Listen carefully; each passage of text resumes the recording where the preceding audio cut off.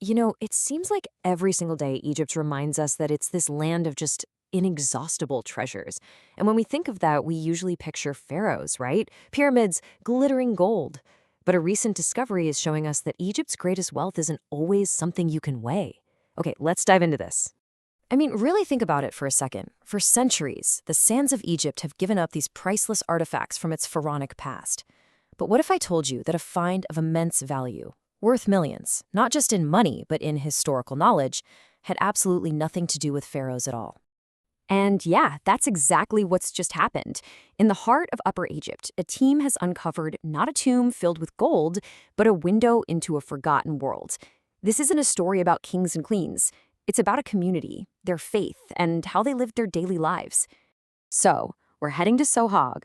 This is where an Egyptian archaeological mission has dug up something truly special, a complete monastic complex that dates all the way back to the Byzantine period. And this find? It's literally rewriting our understanding of a whole chapter of Egyptian history. Okay, so here are the quick facts you need to know. The location is the Al-Qaria site, and it was found by a dedicated Egyptian team. And what they found is this self-contained residential complex for monks, built entirely from, get this, mud brick during the Byzantine era. It just goes to show you that monumental history can be made from the humblest of materials. Now, you might be wondering, what exactly is the Byzantine era in Egypt? Well, it's the period when Egypt was a province of the Eastern Roman Empire. This was a really crucial time for the spread of Christianity, and it's when the whole idea of monasticism, communities dedicated to a religious life, truly exploded in the Egyptian desert. All right, so this discovery isn't just about some old walls. It's basically a blueprint of daily life. The layout of these buildings gives us an absolutely incredible glimpse into the highly structured, highly dedicated world of these early monks. So here's the crucial point. This was not some random collection of huts in the desert. The complex was meticulously planned. The architecture shows a super clear system for living. That level of detailed organization is a hallmark of these Byzantine-era communities. They were designed to be almost entirely self-sufficient, far from any bustling cities. Now, this is where we get a fantastic look into their private lives. The monks lived in these small individual rooms with these really unique dome-shaped roofs. And what's incredible is that the walls still have traces of plaster and little niches for lamps or icons. The floors were even properly sealed with mortar, which shows a pretty sophisticated level of construction for the time. And these cells, they have a specific name, a wkhilaya. This was the monk's personal sanctuary. It was a space designed for pure solitude, for prayer, and for quiet contemplation.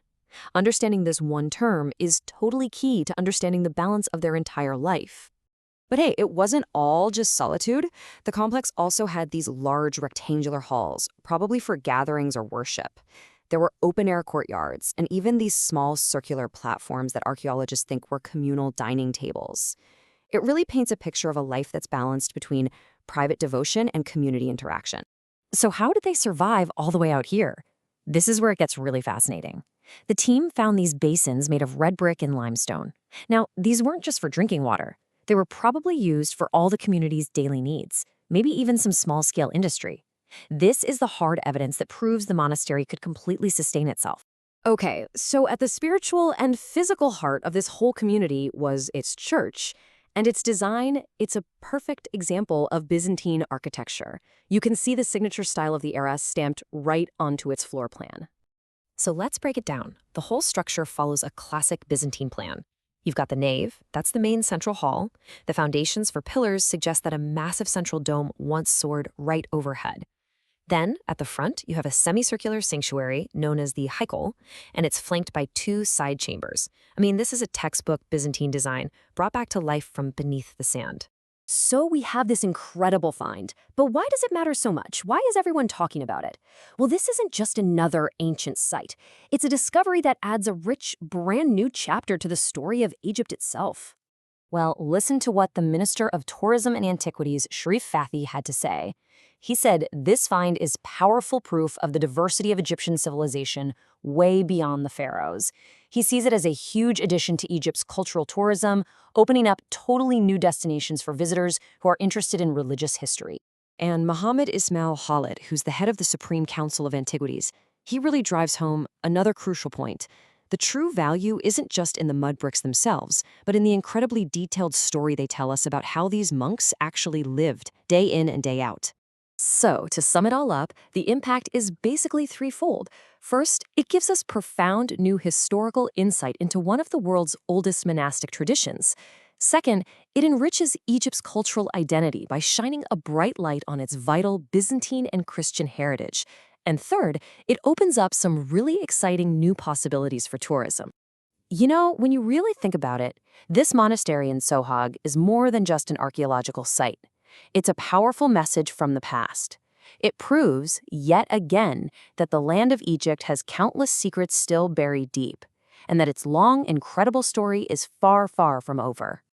Every single time archaeologists break new ground, they're adding another chapter to a book we thought we already knew.